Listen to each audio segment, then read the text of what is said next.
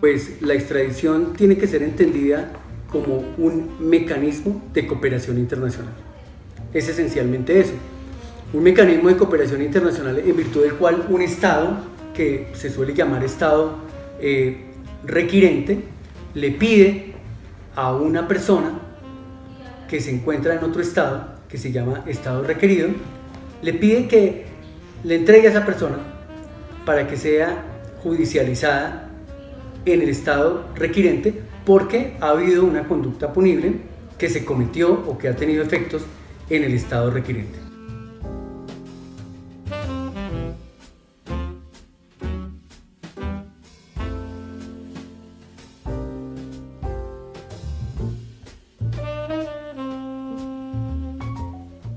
Tal y como mencionaba Juan Carlos Forero anteriormente, existe respectivamente un estado requerido y un estado requirente. Estos dos conceptos se encuentran íntimamente relacionados con los dos tipos de extradición que analizaremos en este video, los cuales son la extradición pasiva y la extradición activa. Cuando nos referimos a la extradición activa, estamos frente a un proceso en el cual el Estado colombiano eleva una solicitud de extradición a otro país para que le entregue a un sujeto que ha cometido una conducta punible. Ahora bien, tenemos el otro tipo de extradición, la extradición pasiva. Aquí el rol cambia y las cosas no son las mismas. ¿Por qué? Porque el Estado colombiano pasa a ser el requerido. Entonces un Estado le pide a Colombia, mediante una solicitud de extradición, que le entregue a un prófugo en el territorio colombiano para que él, el Estado, lo judicialice posteriormente.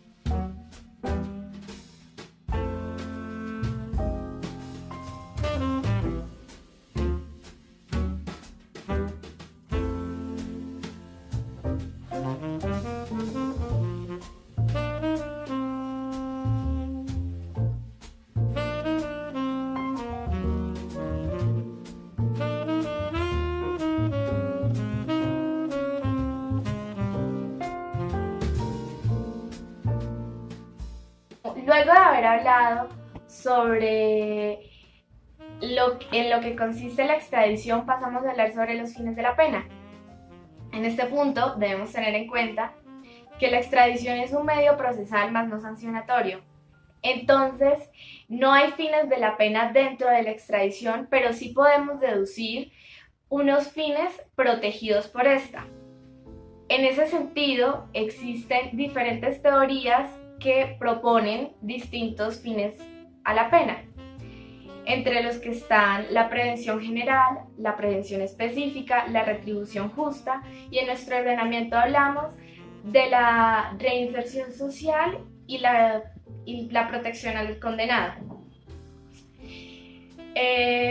cada una de estas tesis tiene un enfoque diferente, ya sea frente al condenado o una justicia social. Por ejemplo, la prevención general tiene dos aspectos, uno positivo y otro negativo. En el positivo hablamos de que la sociedad entienda que las normas están por un motivo y que deben ser cumplidas. Y en la prevención negativa hablamos de un enfoque más coactivo psicológicamente para, de cierto modo, generar un temor frente a la sociedad y de esta forma evitar crímenes futuros. Ya hablamos de cuál es el énfasis colombiano y el énfasis estadounidense es más enfocado hacia ese pensamiento que acabo de mencionar de la prevención general negativa. Y cuando respecto al tratado de Estados Unidos y de Colombia, se dice que la extradición, la finalidad que tiene es combatir la criminalidad y la impunidad. En ese sentido, podemos pensar que los fines de la pena protegidos por este tratado y por la extradición serían los de prevención general y la prevención y la retribución justa. ¿Por qué? Porque se le manda un mensaje a la sociedad en el cual se le dice que los crímenes no van a quedarse impunes y en los que siempre se va a buscar tener una justicia para que los criminales paguen por sus delitos.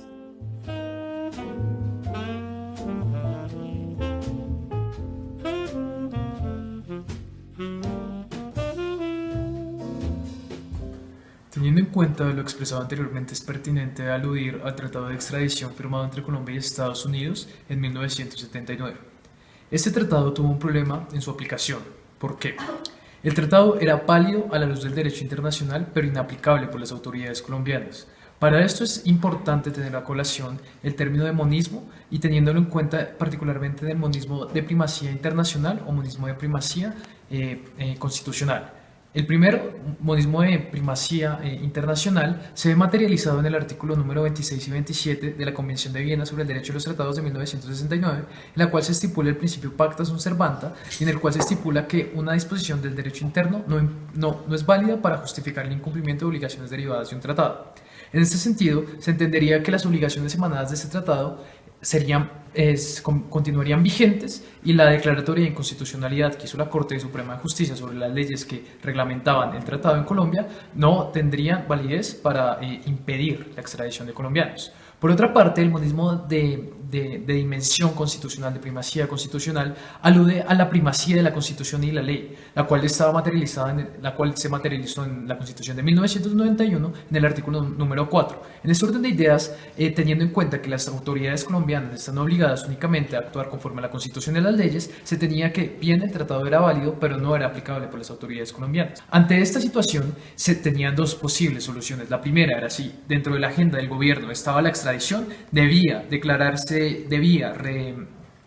modificarse el artículo que trataba este tema en la Constitución. Y efectivamente, en el Acto Legislativo 01 de 1997 se modificó el artículo permitiendo la extradición de colombianos a diferentes naciones. Ahora bien, teniendo en cuenta lo anteriormente mencionado, es pertinente traer a colación el caso de Andrés Felipe Arias. En 2014, la Corte Suprema de Justicia declaró responsable al exministro por los delitos de peculado por apropiación y celebración indebida de contratos estipulados en el artículo 397 y 410 del Código Penal. Ante esto, el exministro fue a Estados Unidos antes de dictar sentencia, alegando que era un perseguido político por el gobierno colombiano. Una vez abordado el marco jurídico del tratado, vamos a pasar ahora a explicar las preguntas de investigación que dirigen este trabajo y pues fundamentalmente para eso nos vamos a basar en un estudio de casos mediante los cuales pues vamos a demostrar y a sostener la tesis de que efectivamente el Tratado de Extradición con Estados Unidos de 1979 puede evidenciarse de una u otra forma que ha tenido una aplicación altamente discrecional, si se puede decir así, y muchas veces bajo la conveniencia política de las personas que tienen la facultad para conceder la extradición. En ese orden de ideas vamos a exponer 3 casos mediante los cuales vamos a ejemplificar que muchas veces la extradición ha sido un mecanismo que ha vulnerado ciertos derechos procesales de las personas y principios básicos del derecho penal. El primer caso que expondremos es la extradición de Hernando Peláez en 1989. Bueno, este caso versa sobre un hombre que fue solicitado en extradición por el gobierno de los Estados Unidos. No obstante, recordemos que en ese mismo año la Corte Suprema de Justicia declaró la inexequibilidad de la ley que sancionaba el Tratado de Extradición con Estados Unidos. En ese orden de ideas, la Corte decidió no conceder la extradición a este hombre. Sin embargo, con ocasión del magnicidio de Galán, en ese mismo año el gobierno de turno decretó un decreto de estado de excepción que entre otras cosas se facultaba a sí mismo para determinar la aprobación o negación de una solicitud de extradición. El caso de este hombre ya había surtido todos los trámites en la justicia ordinaria colombiana. Prácticamente ya estaba la sentencia en firme, solo faltaba un requisito de forma para considerarse como tal, pero el gobierno de Estados Unidos volvió a solicitar la extradición de este hombre y el gobierno se la concedió, aun cuando ya se habían surtido todos los trámites y el hombre ya había sido juzgado en el sistema penal colombiano por ese mismo delito. Este hombre, claramente en su defensa, argumentó que no podía concederse este pedido de extradición por vulnerar el derecho, su principio fundamental a no ser juzgado 2 veces por el mismo hecho. Sin embargo, la Corte Suprema de Justicia denegó esta solicitud con ocasión a la presión intensa del gobierno de los Estados Unidos y terminó concediendo a este hombre en extradición, aun cuando ya había sido juzgado, para que fuese otra vez juzgado en los Estados Unidos por ese mismo hecho. Nuestro último caso es la extradición paramilitar en el marco de la Ley de Justicia y Paz. Bien, este último caso sucede en el marco de la Ley de Justicia y Paz del año 2005, decretada por el gobierno de Álvaro Uribe,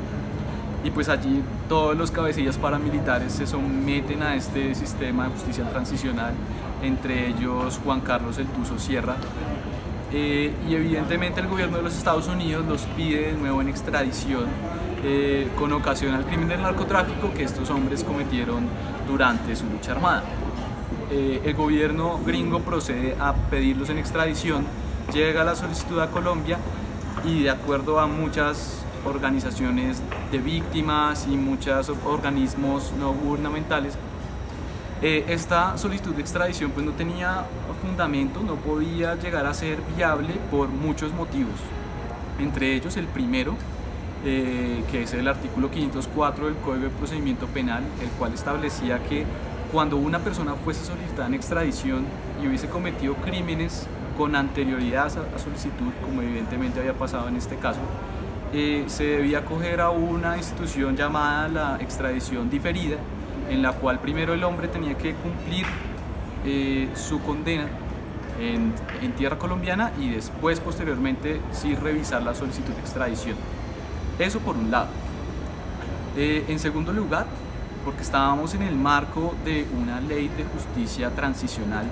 donde era absolutamente necesario que los cabecillas paramilitares permanecieran en territorio colombiano con el fin de esclarecer, brindar verdad y reparación a las víctimas, sobre todo verdad, porque el proceso de confrontación entre victimario y víctima pues es súper crucial en un proceso de justicia transicional. No siendo así, el gobierno terminó concediendo a estos hombres en extradición a Estados Unidos, vulnerando todos los principios legales del derecho penal y sobre todo los preceptos legales de la legislación colombiana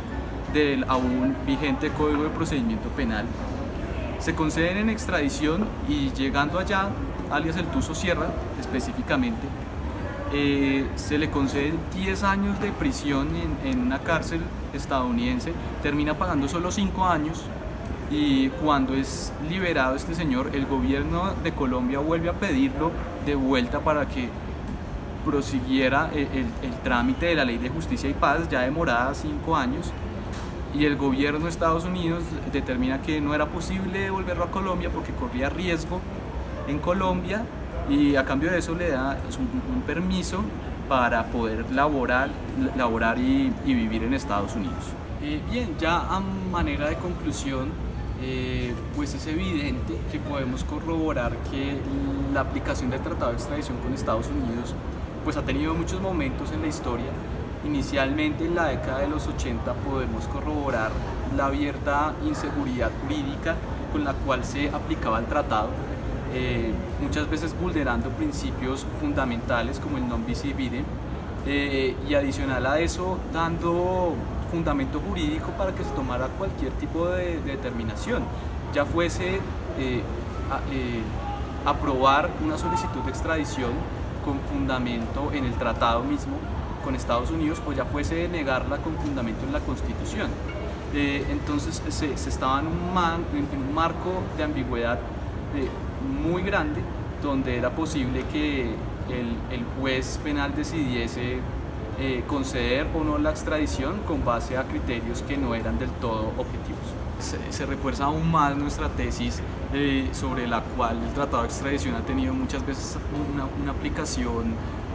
supeditada a los intereses políticos de una determinada persona, pasando por encima de los preceptos legales del Código Penal e incluso sobre los principios básicos que rigen cualquier sistema de justicia transicional, a costa de aplicar un mecanismo de extradición que no tenía lugar, con fundamento en la conveniencia probablemente de quien la concedió. Respecto a la última pregunta de nuestro trabajo, donde nos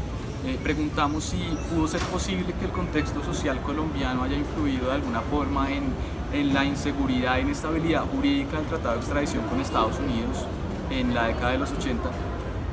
pues evidentemente sí, nosotros concluimos que sí. Esto puede verse de muchas formas, sustancialmente por la determinación que adoptó la Asamblea Nacional Constituyente en el año 91,